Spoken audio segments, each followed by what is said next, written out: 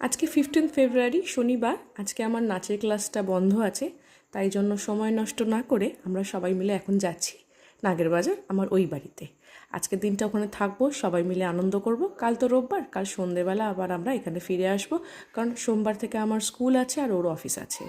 দ্রোণ আজকাল গাড়িতে একটুও বসে না, ঠিক এরকমভাবে দাঁড়িয়ে পুরো রাস্তাটা সব কিছু দেখতে দেখতে যায়।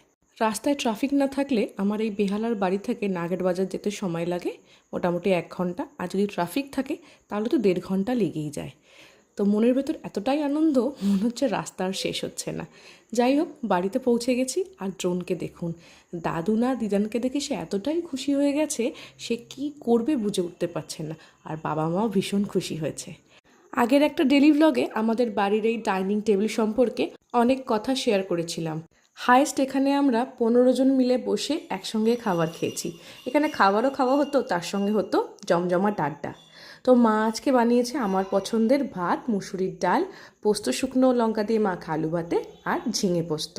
ভালো করে লাঞ্চ করে রেস্ট নিয়ে এখন সন্ধ্যে 6টা মতো বাজে। আমি আর রাহুল একটু বেরিয়েছি, যাচ্ছি একটা ক্যাফেতে। আমি আরও দুজনেই ক্যাফেতে যেতে বেশ ভালোবাসি। তো আমরা এসছি এখন বোহদা গ্রাউন্ড ক্যাফেতে।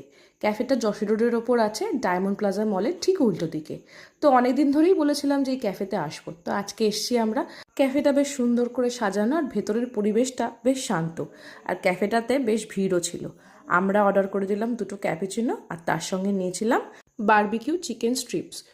চিকেনের টেস্টটা কিন্তু বেশ ভালোই ছিল। এখান থেকে বেরিয়ে আমরা গেলাম ডায়মন্ড প্লাজাতে, ওখানে কয়েকটা জিনিস নেওয়ার ছিল। এখানে আসলেই আমার কলেজ লাইফের কথা খুব মনে পড়ে, বন্ধুদের কথা মনে পড়ে। বাড়ি ফিরে সকলে মিলে করলাম পিৎজা পার্টি।